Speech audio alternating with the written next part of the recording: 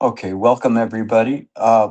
We'll continue on this week with the mind resting in mind. We begin by joining palms, bowing, and reciting the great vows. Vow. I vow to deliver innumerable sentient uh, beings of self nature. I vow to cut off endless vexations of self nature. I vow to master limitless approaches to Dharma of self nature. I vow to attain supreme Buddhahood of self nature. When we talk about this in the self nature, it's very important because sometimes we hear about the Tao and say, what is the way? And those who are um, well informed will say there is no way. And you go, well, then what are we practicing? And this is where it gets to be very tricky because there's no you that is practicing. Um, but on the other hand, there uh, is a you, but it's not a you as an individual, an ego, personality, life, or being, but it is mind that is trapped in a dream. And it's probably one of the hardest things for someone who is a well known advisor to talk to people about and try to convince them that they really don't exist in the way that they believe that they exist as some separate being. Um, and I do this several times a week with people, sometimes collectively in a group teaching or writing or speaking one on one. But it's not easy for people to truly understand that because um, they're listening to it and they're creating a subject and object. There's somebody speaking. I am listening. I am processing, um, and uh, and so uh, it's something that isn't really sorry, I just to make a few adjustments here. um, s- because we're not used to that, and we have this habitual pattern of believing that we separately exist. It flies in the face of everything that we feel instinctual. The instinctual, because it's very interesting thing when we talk about instincts. What are instincts? Instincts are patterns that one learns. Now, when, for instance, if you see a particular um, cloud formation in the sky, instinctively you'll say, "Oh, it looks like it's going to rain." And you trust your instincts with that. But that's habitual patterns that you've learned. If the sky gets dark or it's starting to get windy, it maybe there's a storm front coming in. That's stuff that you have remembered, and so these are patterns that you remember. But taken away from all of those patterns and those kinds of instincts, um, there is no you there. All it is just memories from the past that have accumulated, kind of like barnacles on a whale, where after a while a whale going by, and the barnacles believe that it is the whale, because it doesn't remember when it attached, and then the whale believes it's the barnacles, which is even sadder. And that is our condition here, is that we are barnacles on the mind, and we believe that we run the show. And if we cover the whale enough with barnacles, we believe it is in this way. And it's difficult to get people to turn the mind's eye inward to see things in the right way, because it requires us to resist buying into the habitual patterns that have come before. Your entire idea of existence as a life or a being is predicated upon you relying on the habitual patterns that went before. um, what is your name? If one day you wake up and you don't have you don't remember your name, then you've lost your sense of identity. Who am I? What am I doing here? Because you're cut off from the habitual patterns that went before of the memory. So although we appear to be moving linearly through life, we're just really echoes or reflections of what went before. Think about it. It's a reflection that you go, oh, I see the sky. I identify the sky. I know that the sky's up there and there's clouds in it. And then you begin to form impressions of what the sky looks like. It's clear, it's cloudy, whatever. And so all of these things come from previous reflections that happened in the mind. And so you see things in this way. It's different. Um, but without those, can you function? Yes, you can function. It's a matter of using wisdom to understand what needs to be used and what doesn't need to be used. Because within this appearance of a continuum in this way, and all of these memories that kind of follow you along as you're going there, and you're following, and you're in some situation. Maybe you're in a crowd of people, and you go, and this one comes up, you're always nervous in a crowd of people, or you don't trust this person, or don't do that, or don't eat the food that you don't recognize that it's food. All these things are you're dragging them behind you and carrying you and establishing your identity based on these past reflections.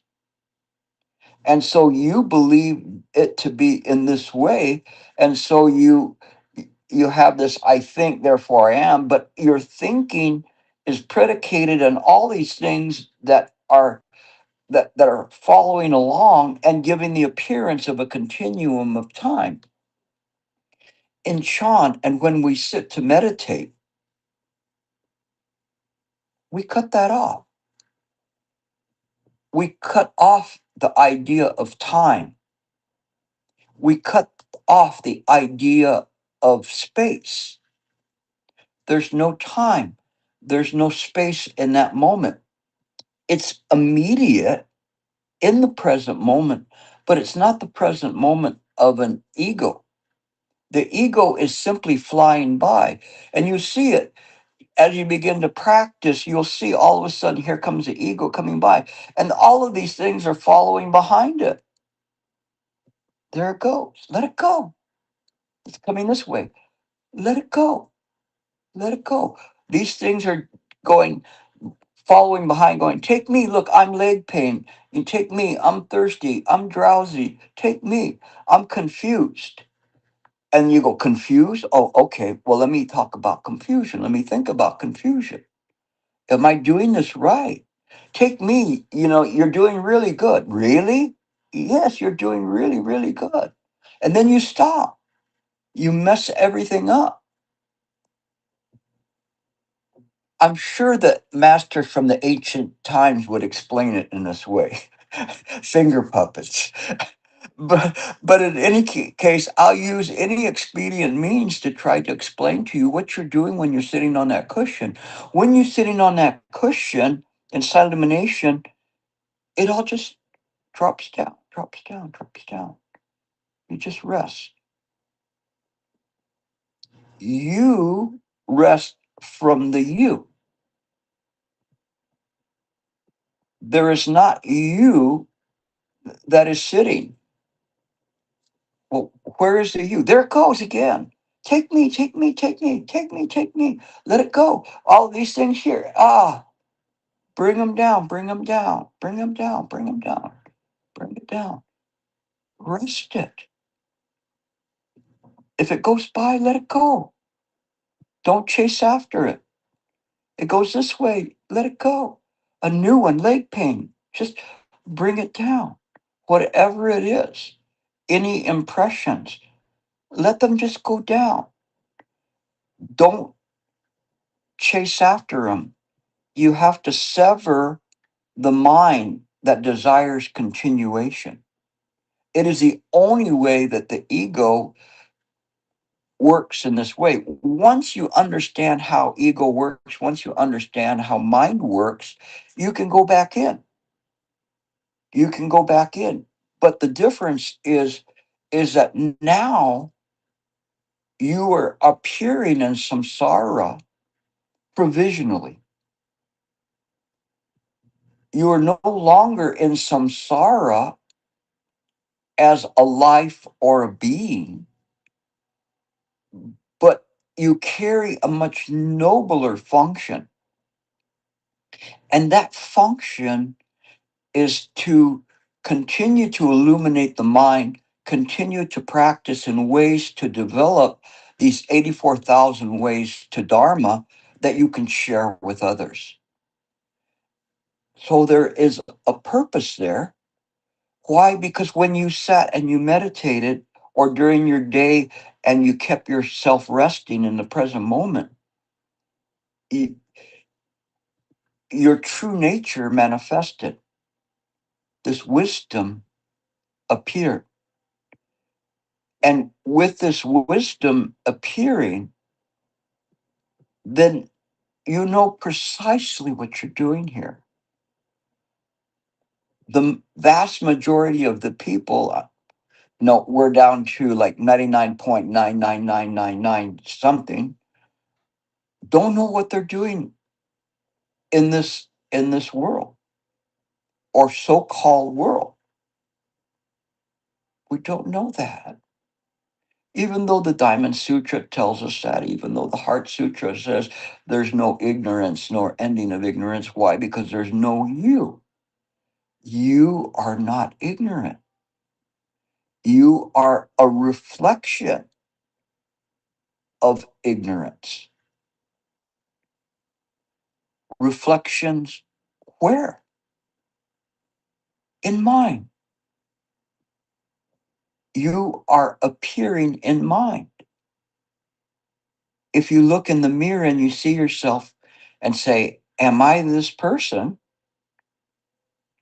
First of all, if you look in the mirror and you go, I haven't looked in the mirror for a long time. Am I really that old? You know, because you think in your mind and you go, your mind still thinks of you like when you were a teenager, or dancing for some old people, the twist and then other dances and then the lambada and whatever, you know, all of these things, you still think you're like that. And you are. The thing is, the beautiful thing about it is you are that mind that doesn't grow old. It doesn't die. It was never born. That's the consolation. But if you look in the mirror, you see the truth of this dream world, which is that everything looks like it's getting old. It's impermanent, but there's no self there. If you cling to it, it's suffering. If you let it go, it's so-called nirvana. But truly, where our practice is beyond suffering and nirvana. Nirvana is just a point where you high five as you're going by. You don't want to stay in the nirvana or have the idea that there's a nirvana there because there's so much more to do. It's not like you're checking out and being gone from this world. There is a nirvana there because there's suffering. Even if you were going to go away from suffering, wouldn't you feel bad that you go to a place and there's suffering there? No, I've traveled to many countries, third world countries. No, and in maybe they're not so third world anymore. But when you go out to the outskirts of places in Mexico and to China and now the U.S., I think we're becoming a third world country, maybe a fourth world country by now, the way we're going. But in any case, you if you look at that, you see you're there, let's say, and you have wealth beyond their even their highest imaginations of what they could do.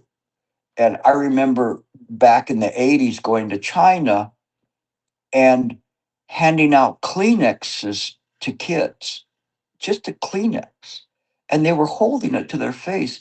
Oh, this is so soft. I've never felt anything soft like that. Because all they had then, even to wipe themselves after going to the bathroom, was this really tough crepe paper. They never had anything like that. It was hard for them to imagine. But when you think about that, you think of the poverty, you think of the different things that are around, it still leaves you, even though you're traveling, you still remember that. You still remember that there's people there. How can I completely enjoy myself when I see this kind of poverty? And the greatest poverty is the poverty of suffering. It matters not whether you're rich or whether you're poor. Rich people suffer sometimes more than poor people do. But there's a poverty there because of this idea of duality of nirvana and of suffering. And there's an interest there. That's why you want to go beyond where there's no longer a nirvana. The only reason there's a nirvana is because there's suffering. So I'm coming through a different door to show you what you're doing and what the practice is this door of Mahayana, which we leave no one behind. We make the vow to deliver all sentient beings. Why? Because all of those sentient beings are not different than yourself. You have to have this idea that that you want to take away the suffering of all sentient beings, not just you. Even, I transmit merit to those in heaven all the way down to hell, and even to the lowest forms of hell, those that are there, and those that the lectors down there are filling up big hot boiling pots of oil, and they're waiting for a few selected few that won't be too long before they get down there, and they're going to be there. But yet there's still the idea of that there is the suffering or appearance of suffering, even though they themselves, whether you're a heaven dweller or a hell dweller, is an illusion and it's a dream. It's still a bad dream. The solution and the understanding of Mahayana Buddhism is not for us to leave here, not for our own enlightenment, not for our own peace of mind. When you stop searching for that for yourself, when you stop sitting on the cushion waiting for that magic moment to happen, then you're really doing the proper practice. You're doing the Buddha practice. If you're there on the cushion waiting to become enlightened, it doesn't work that way. And we shouldn't present the Dharma in such a way in which people develop an appetite or an interest in that. Rather, it's more important for us to show people what mind is so that they can understand it and understand what is happening, why they're in this dream, why they are not real, but more valuable is that which perceives that is not you, but mind itself. Mind is capable of infinite consciousness. This is one of the last four arupa samapadis, arupa meaning no form. Samapadis is meditative absorption. It is not something that is practiced, it is something that is manifested through the practice, and one then makes a connection with the consciousness of all apparent sentient beings so that they uh, so that you understand that there's no distance between us. This is very important. When we practice in this way, then we understand. When you're sitting on the cushion and meditating, you're returning to the source. Before ignorance, the source that's there. The ignorance is not your ignorance, but it is a, a flaw or a fluke. We don't even know how long the ignorance has been there. We don't even have an idea of how long it will take to eradicate it. No, one bodhisattva, in a snap of his fingers, made 5 kalpas pass by, because we're not on earth time. This blip that's there could really have lasted maybe a pop of dust on a vinyl record being played, but it seems like eternity. But it really may not even be that long. We can't even talk about the that or the idea of infinite space, um, because there's no way to measure infinite space. They haven't invented an infinite measuring tape for that. So all of these things are beyond the conceivable. It is this that we practice, which is the inconceivable.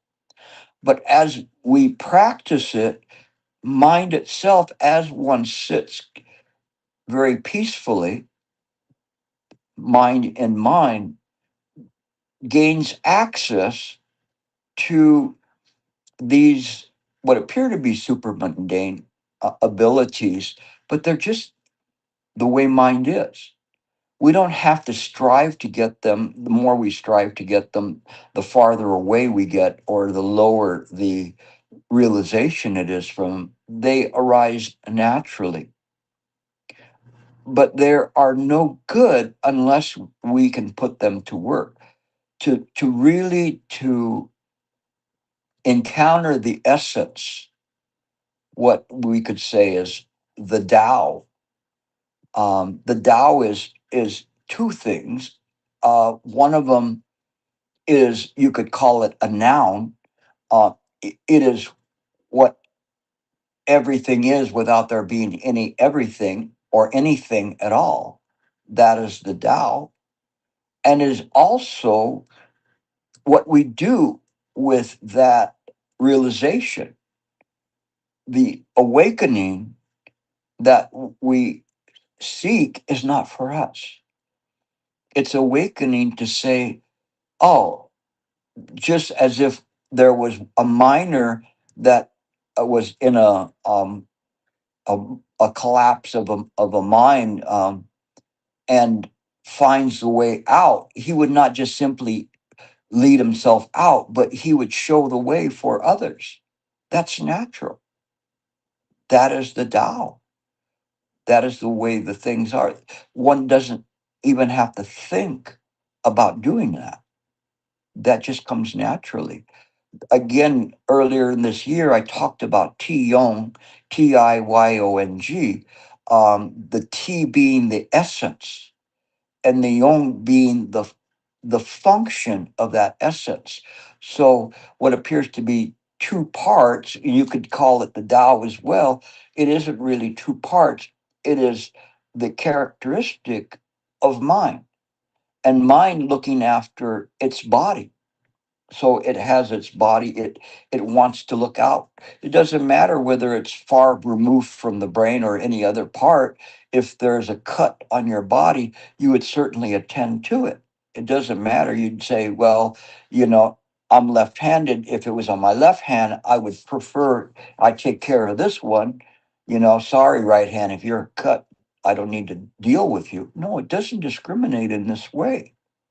It's non-discriminating, non differentiating in everything that we do.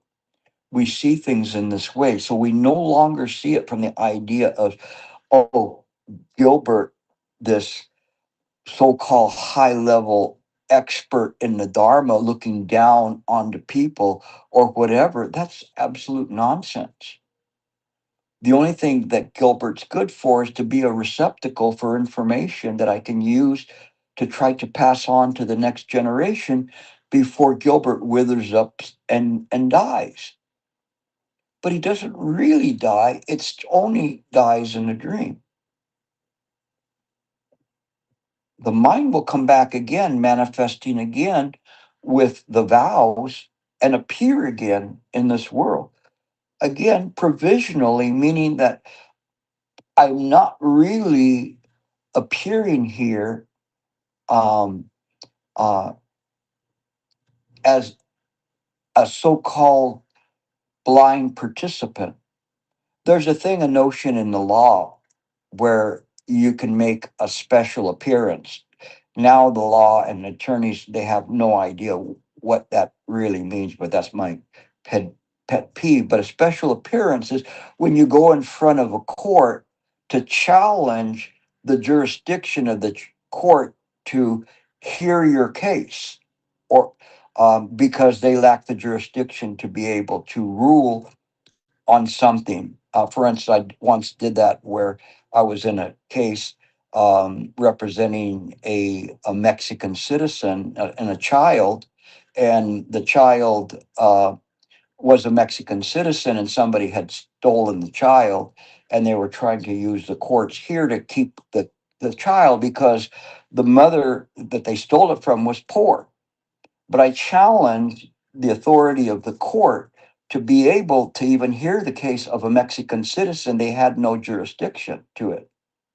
So, so the child went back with the natural mother, and it's kind of a mixed blessing because the mother was very, very poor, but nevertheless, that child belonged to her, and and so even though somebody took it and could provide it with a better life in the US. They didn't have that jurisdiction. The same thing here when we understand that we are not the ones that challenge the jurisdiction of this world. It is mine because mine, everything is governed by the laws of mind, not the laws of this world, not the physical laws of nature and science. But the laws of mind itself, that this world is a dream and it's subject to the jurisdiction of mind. When we understand that, then mind wants to take care of its own. Just like me saying the Mexican law has to apply to the Mexican child, all of you are governed by the law of mind, not by the law of samsara. The law of samsara is make believe. Your mind is not different than the mind of the Buddhas and the patriarchs. It is this lack of duality that makes the difference. You go back into the cushion again. When we sit and we're on the cushion, no duality. Do not think inside, outside, clicking of a clock, um, spatially. Just sit in mind because mind is the king. They call it mind king. Everything is within its province. There's nothing outside of mind.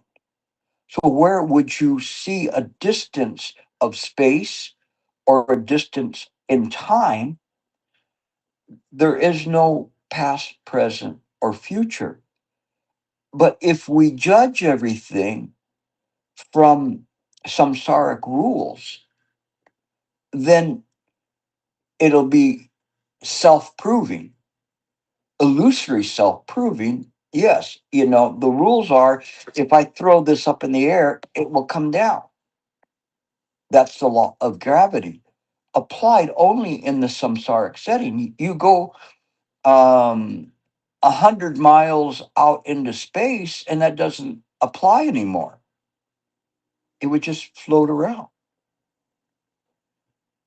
So we have to see there's limitations in samsara, whereas in mind, it's inconceivably infinite. When you're sitting on the cushion, there's no you. It's just simply mind resting in its natural state. Because for some reason that we do not really know, ignorance appeared in mind, just a tiny, tiny appearance. But because mind is so powerful, it enabled a progression of this dream that we call Earth and the universe and the cosmos. And it's self perpetuating. So long as there's somebody there that's having these things going every once in a while, accessing this information, there's an idea that there is an ego, personality, life, or being. But there is no such thing. It is simply mind, and attaching to it will perpetuate the idea of the dream. But it matters to mind because mind in part is trapped in this dream, not the entirety of mind. Most infinitely small portion of mind is trapped, but it still matters. It's just like I've mentioned, like a grain of sand in your shoe, you still can feel it. Even though it's not like you have a thorn in your shoe, you still can feel that as an irritant. So, you, every one of you that I see on the panel here, are an irritant of mind. But with love, I say that to you. Um, and I just hope that you go away and just let mind be mind. It's not bad. Don't be afraid. I don't hate you. You know, it's not like I'm pressing a button to destroy you. It is that which perceives itself to be individual life or being that has to be awakened and taken out of the dream. When we sit to meditate, we're coming directly to the source. This turning the mind's eye inward enables the mind to do that. It's easy. Honestly, it's easy. Being chased by all of these habitual patterns is hard. Always there. When you try to go to sleep, they're still there. You're lying down and they're there. Hey, take me, take me. And oh, I got an idea. Let's go into a dream within the dream into Gilbert and scare the Jesus out of him, so that he'll wake up and go, we're still here. Remember? I'm that problem that you did. I've just magnified myself into, a scary monster or whatever. And it's a weird thing. But what's so hard about putting down the personality? You don't have to lose your sense of flavor for this world. Um and you still can have it, but you see things as they are. You won't lose that. No, but you understand how to utilize it and how to bring forth a proper practice with an interest in taking people away from the suffering. And sometimes taking people away from the suffering means to take them away from the idea of getting out of nirvana. The more that one is reaching for nirvana, the more they suffer because they want to go. And what does nirvana feel like? What do you think nirvana feels like? Oh, that feels so good. I felt like I slept for 10 hours and I woke up, I feel good. Or the taste of a lemon meringue pie, or the pastel colors of an evening sunset.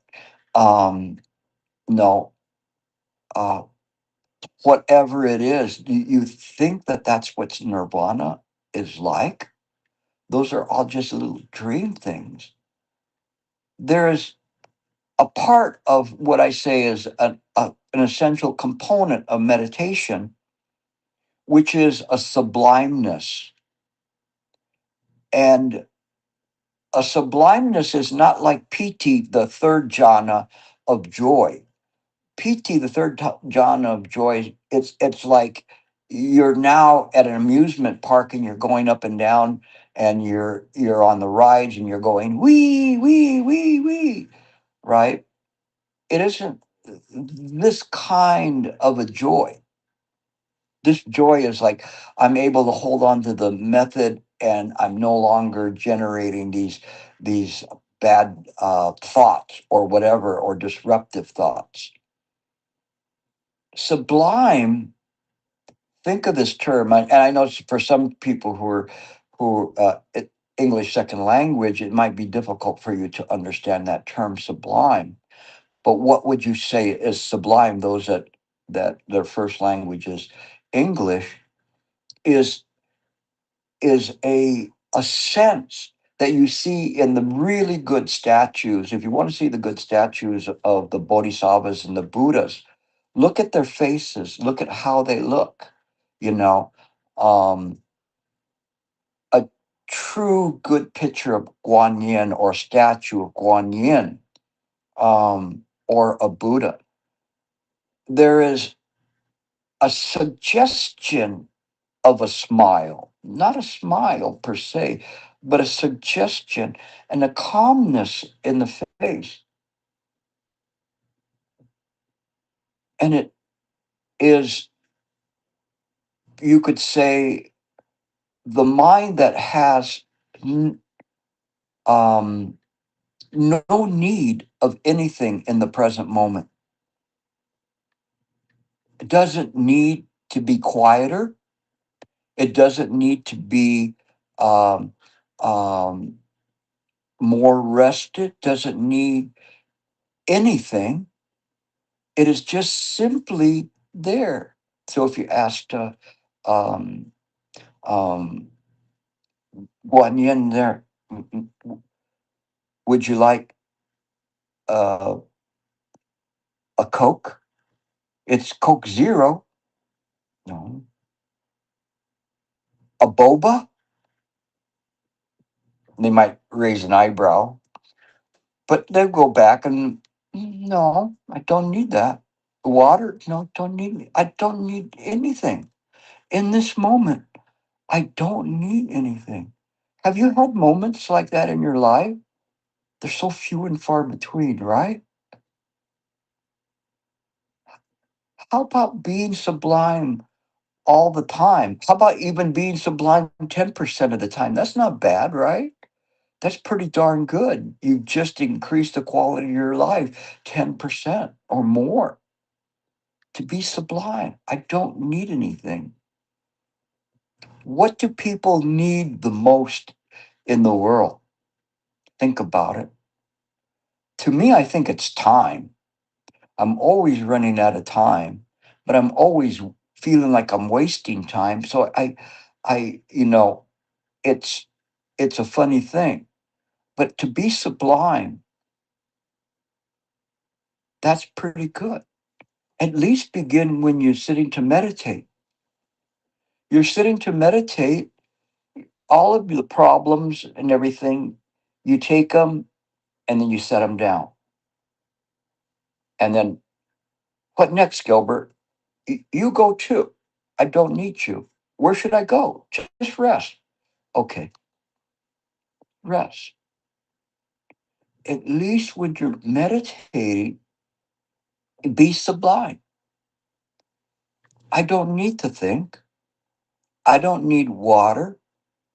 I don't need anything. I don't even need rest. Naturally, the mind is resting. I don't even need to say I need anything or don't need anything. That too, rest. Everything is in there is like a black hole in the cosmos. It pulls everything in to it. It doesn't mean that those things cease to exist. Where did they go? They went back into the source. There was no place that they truly appeared, and there's no place that they went to or came from. It is simply the source of all things. So when you can meditate in this way, sublime. I have no um I have no thoughts. I have no I.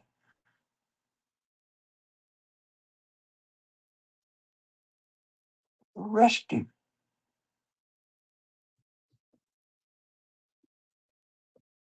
Simply resting in the present moment. This present moment is not a samsaric present moment. It's Buddha time, all times.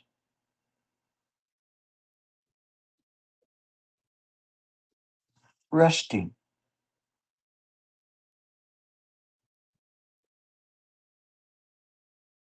peaceful.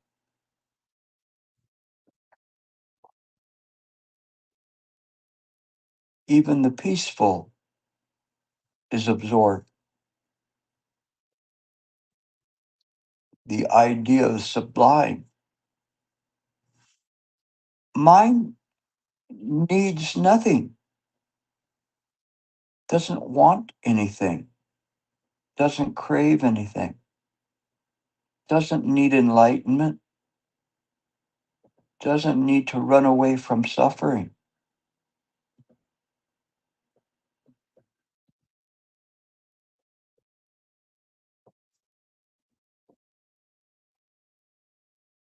It doesn't eat,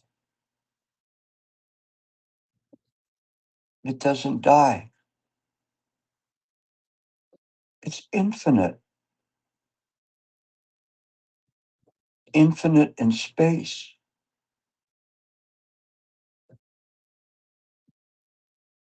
not dead, completely aware, the mere awareness of the mind,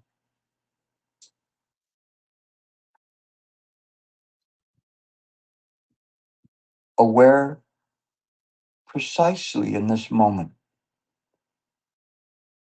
precisely aware of the emptiness of all things that are called things. And what is not called a thing? Only mind. Mind is not a thing. When we separate it from the true source, it is a thing.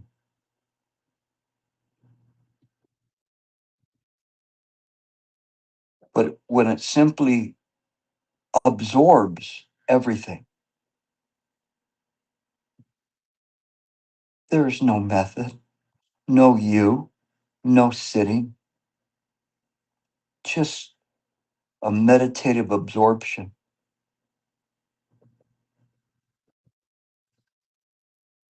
Don't generate thought. If thought comes up, bring it back down. Just let it sink. Quiet. Don't agitate the mind into thinking.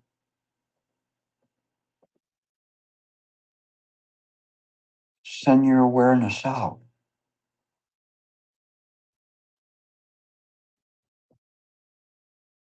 to not think. Simply be aware. It is this kind of a practice that is a practice that works. If you're there trying to hold on to a method, it's difficult for us to do that. When we use the Huatou practice, what we're doing is we're actually wallpapering the mind with the Huatou. What is Wu? What is Wu? What is Wu? What is Wu? What is Wu? What is Wu? So that no thoughts come in. So we have to use a lot of energy to to generate this mind that will blank out eventually, because there's no further thoughts coming up. One can back off. What is Wu?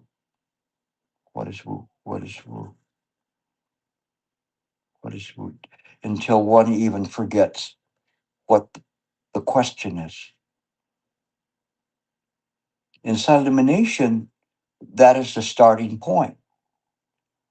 But when you have um, silent illumination, what you hear is you might as well be in a carnival setting. To try to remember yourself at a carnival. How many sounds are there? How many smells are there? You know, from popcorn and pretzels and hot dogs and hamburgers and whatever other things that are there, or uh, no, uh, different types of noises of like of the rides, and people screaming and people laughing and all sorts of things, carnival barkers. And that's like your life is like a life in a carnival. You're constantly listening to all of this stuff, but never at rest. But you can be calm within all of that. You don't block it out. Mind never blocks out the senses. Sometimes when they talk about sealing the senses, people get that wrong. It's not that you block the senses from hearing things. What you do is you seal the sense so that instead of it going like, hey, loud, this is loud, you need to pay attention to this now, it's in a state of equanimity with all of the others, but little by little they begin to recede from you. They cannot come and get closer and closer to where you're at. They just they pull away. So you could still hear all of the carnival noise, but there's a stillness there, a stillness of the mind that's relaxed. It's sublime, you know. How about this bill? No. How about a piece of lemon meringue pie? No, I don't need it. No, I don't need that. I don't need that. It's aware of all of those things, but it doesn't need to pay attention to them. They're not drawn there. Little by little, they begin, the intensity of them begins to recede, but it is because the mind is in a state of equanimity or equipoise where everything has a similar value. It is us that magnifies what is happening, so that we tend um, to get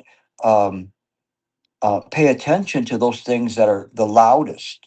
And lo and behold, if something is paid attention to because it's the loudest, lo and behold, it's going to get louder the next time. Causes and conditions never fail. But all of those things, they it's pratika samapada. It is the way that things appear to be. Pratika samapada is how causes and conditions never fail. The more you pay attention to things like that, when you sit to meditate, you can bet uh, everything that those thoughts are going to come up very predominantly when you're sitting there and meditating. When you understand, just leave them alone, sink them, let them, just convert them to rest, dissolve them. We don't have to actively dissolve them. What we do is we do not give them mind energy. Now, understand this, everything around you, wherever you're at right now, even what you're listening, all of the people here, they're all created by the mind. The mind has an incredible power. But have you ever gone to sleep and dream in your dreams, like you're dreaming in your dream and you're saying, oh, I want this to happen, or I wish I won the Olympics, or I wish I was a singer, or whatever. you know in your dream you can become that, right? You can see yourself in that way. In your nightmares you can do that too, unfortunately. This world is a dream. This world is created by the mind. Those that are listening to me now are not separate from mind. You each have the ability to practice well. You are each in the dream, and when you sit to meditate, you dream sublimeness. You bring the mind to a sublime state. We have a saying in Spanish, gente manda, meaning who is giving you orders? So when you see it and you go, who's giving me orders? When you're sitting to meditate and you can't meditate because you have such a scattered mind, who is putting those things in your mind? Isn't it your mind? Don't you seem like you should have some control over your own mind? It's your mind in any case, so you should be able to control your mind. You control it in a way in which it um, can practice. This is how we live here. This is how we meditate. We direct the mind to rest. That's not hard, right? When you were a little kid, you directed yourself to how to tie your shoelaces. It wasn't easy in the beginning, if you can remember back that far. It wasn't easy. And or drive a car, you know. Um, I remember giving my kids driving lessons, and my eldest one kept saying, "Dad, let me drive, let me drive. I've already driven, before, so I know how to drive." And well, I took him out to thank goodness, to a remote place, an industrial park on a weekend, and he proceeded to drive like this and right into the curb. I think he set the record for crashing into the curb. I mean, so ended his first time of learning how to drive. Uh, but little by little, you know how to do it. You know how to correct. You don't overcorrect. You just correct a little bit. Same when you're meditating, don't overcorrect. Don't beat yourself because you got off the method. Just gently bring it back to the center stage. Relax and bring it back. If you overcorrect, then you're going to be going this way. But you just bring it back gently. You're in no hurry to bring it back. Just bring it back little by little, just there. So after a while, you know it it drives very, very well. When a mark of a very good cars are that they have a very good sensitivity in the steering wheel, and it doesn't need too much correction, and when it stays straight, it'll stay straight. It won't be jumping all over the road, and it just needs gentle corrections. You are like a very good car, but you drive it like a jalopy, or drive it like a hot rod. Well, even that's an antiquated term these days. Jalopy was the 40s, hot rod is the 50s. So, a supercar. Just don't call it a Tesla. But in any case, you know, you drive the car, you have a very good car to drive. Don't run it into the curb. If you do, it's okay. Bring it back. Gently bring it back. Stay with it. Be patient. You have to be patient. You have to maintain awareness of the mind. It will work. It's the continuity of doing it and doing it and doing it. But in your heart, you have to use the right effort. So the right effort has to be there. So why do people these days fail to do that? This is what Master Ling Chi said, no, 700 years ago or so. And he said, because people these days, they don't have faith in themselves.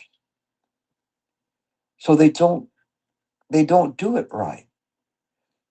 Because they don't have faith, they can't practice well. Have faith in mind that this very mind that you're using is the Buddha mind. It's the greatest gift that a well-known advisor can give to someone is to deliver to them and say, this very mind that you're using is the Buddha mind. Now that you have it, use it when you need it. When you don't need to use it, don't use it. Rest it. Practicing in this way will bring very quick and profound dividends in your practice. If you're practicing to try to get somewhere and or to get out of samsara or to reach nirvana, it's a long way around. But if you just practice with this right view, it makes a difference. I cannot tell you what is inconceivable, that's impossible. But the source of all things is inconceivable. The the Tao is understanding that is unconceivable or inconceivable, immutable, doesn't change. It's always been there. And the function is maintaining a mind that allows it to rest and absorb all of the appearances back into mind. If you practice this way, then you won't be far from it. So thank you for listening. I don't think I got any further in my notes than I did the last time. So but I think it's something that it's I want to give you this so that when you sit and meditate, irregardless of whatever method you use, have this kind of an attitude with the practice. If you don't know that this very mind that you're using is already the Buddha mind, why sit on a cushion and try to search for the Buddha? It's useless to do it in that way.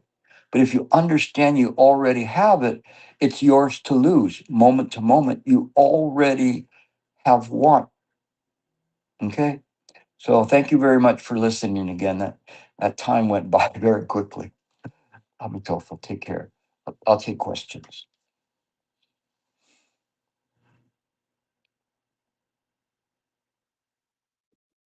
Yes, Shloka.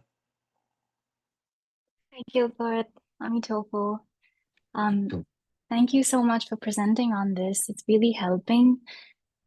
One thing that really struck me from last week that you had said was, and that I've been working with this week, is don't sit in peace, sit in infinity.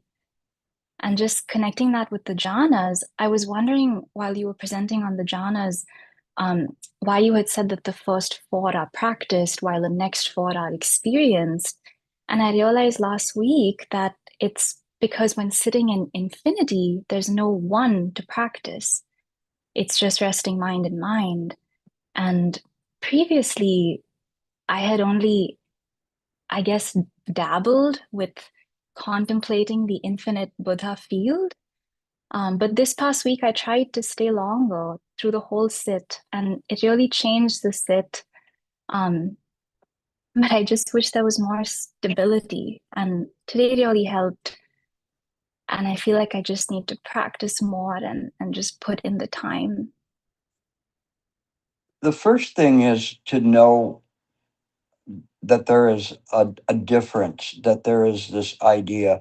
You don't have to seek infinity, let it come to you naturally by staying in the fourth jhana, Vupika, and let it naturally arise from there. But you're correct that there's no you.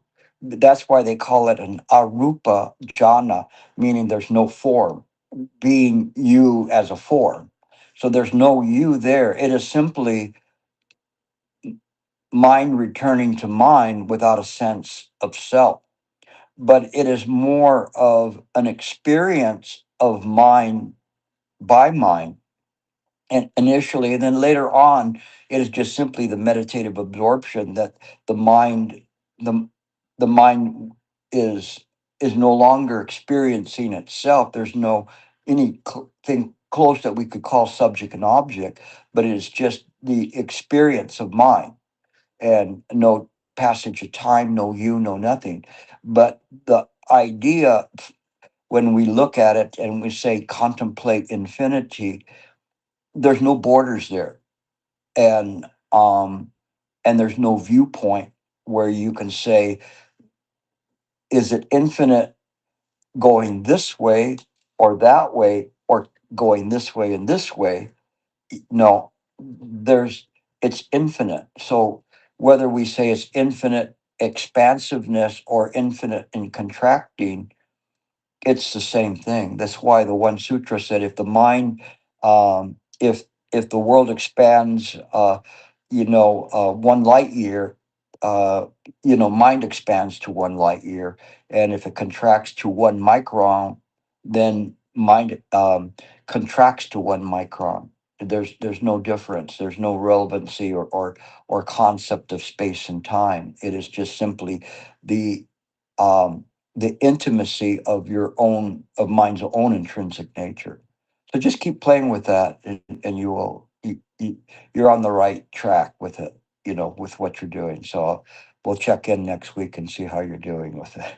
Okay, good. It's a good question, good observations. So thank you for contributing. Who else? No one?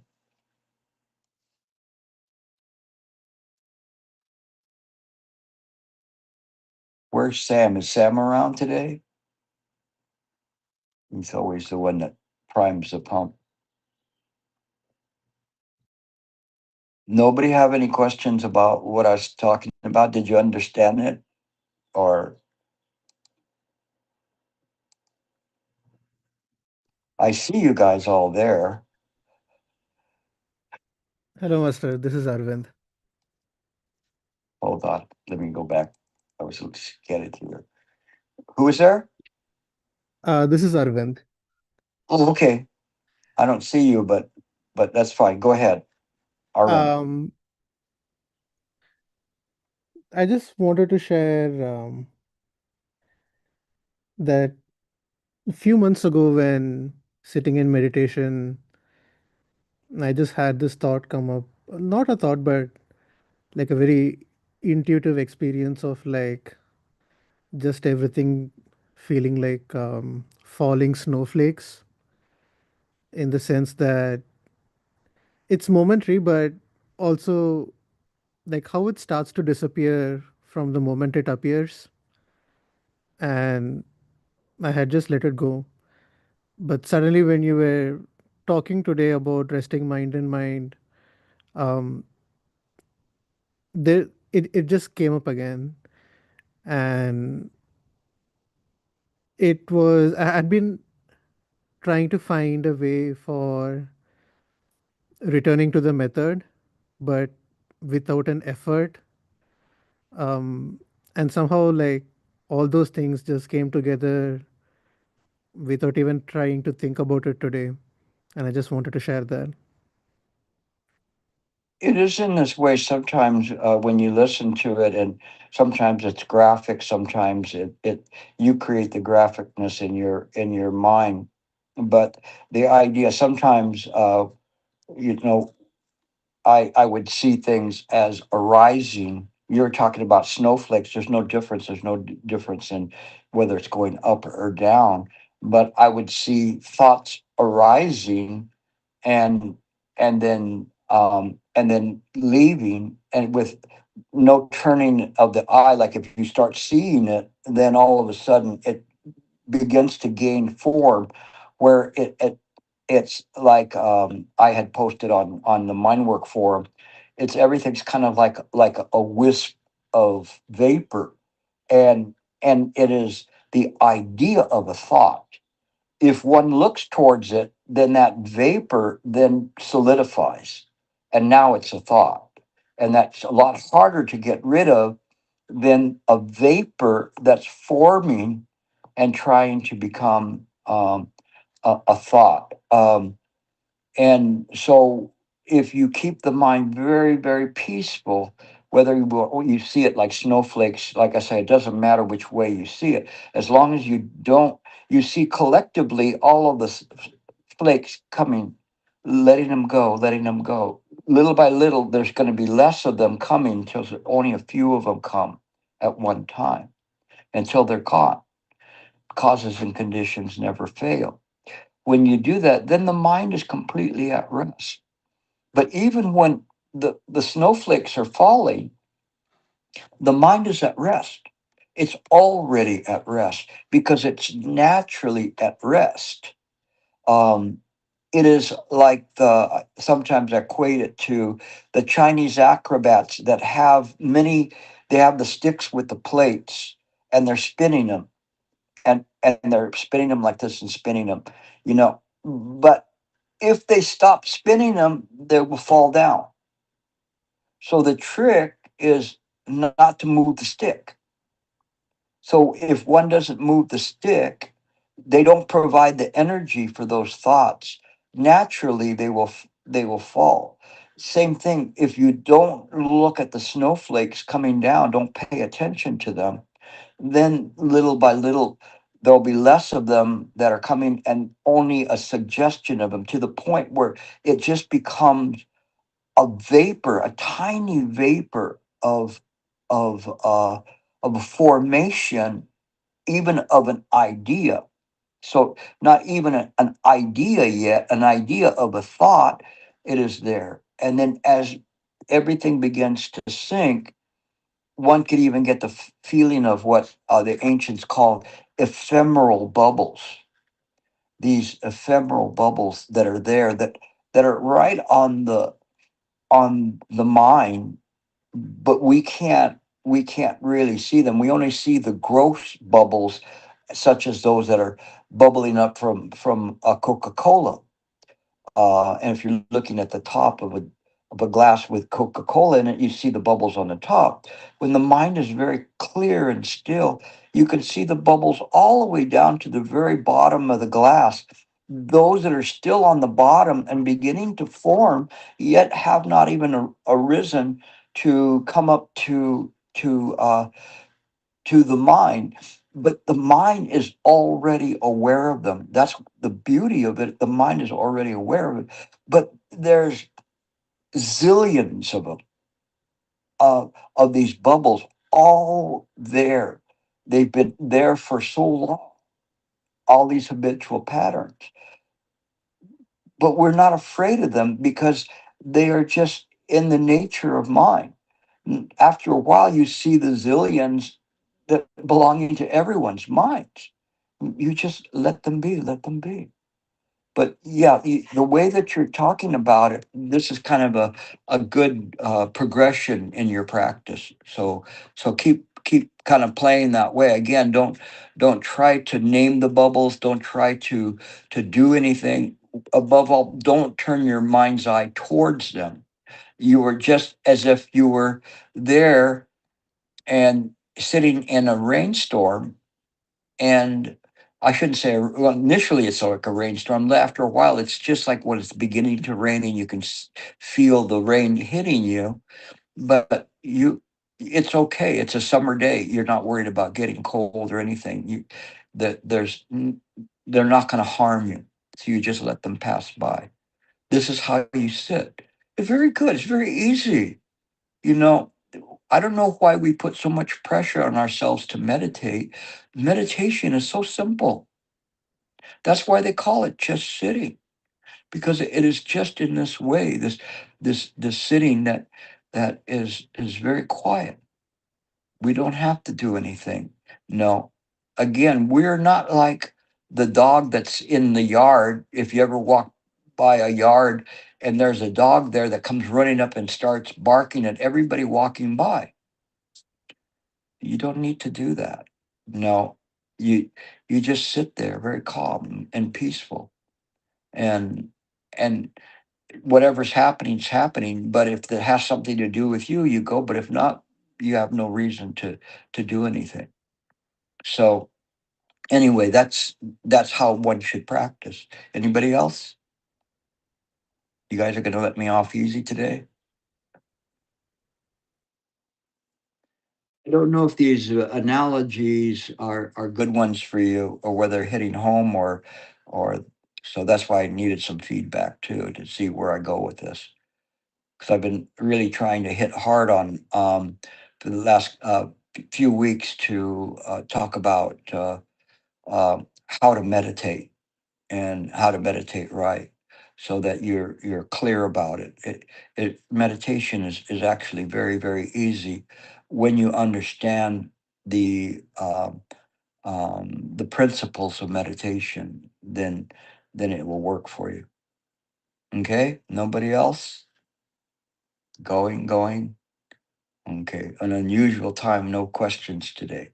So okay, Tori. All right, then we'll see you next week. We'll probably have a guest speaker, right? Is that going to be you, Michael? Yes. Yeah. Okay, so Michael's going to do it. So you get a change of face there, and but he's been with me for a long time, so he's well worth a while to support him and check in with everything. Okay, so yeah, there you go. You got a thumbs up. All right, there's some hearts floating by too, so that's good. So you'll see you next week, and if I have a chance, perhaps I'll try to tune in if I finish up with my group. I'm not sure if I will or not by then. So I'll those that are I'm heading to Connecticut, so I will see you there, and looking forward to presenting that. Thank you all. Thank you, Meili. Take care, everyone. Bye-bye. And thank you, Michael, for checking in early and trying to resolve the issues with it. We haven't completely resolved all the technical issues, but at least you could hear me, so that was good. Okay. Meili, are you on a bus? I am on the MRT. Oh, okay. Well, you still got a signal. That's pretty good. You Yes, take care of yourself. yes, I Okay. will. Thank you. Okay. Yes. Bye-bye. Bye bye. All right, you guys.